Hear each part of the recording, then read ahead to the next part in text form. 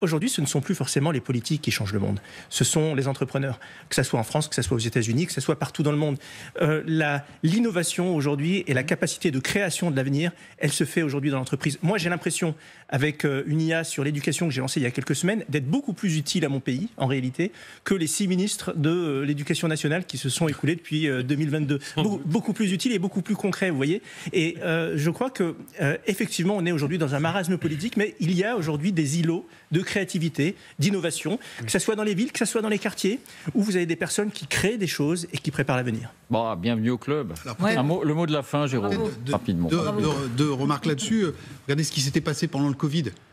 C'est pas le ministère de la Santé qui avait mis en place l'application Vite ma dose pour voilà. Donc c'était un ingénieur auto-entrepreneur qui avait monté ça. Guillaume Rosier. Voilà. Et autre élément pour aller dans votre sens, beaucoup de Français aujourd'hui, alors c'est culturellement c'est pas dans nos habitudes, ne se tournent plus vers l'État. En disant c'est pas forcément le salariat qui va me faire réussir ma vie. Je peux plus tout attendre de l'État.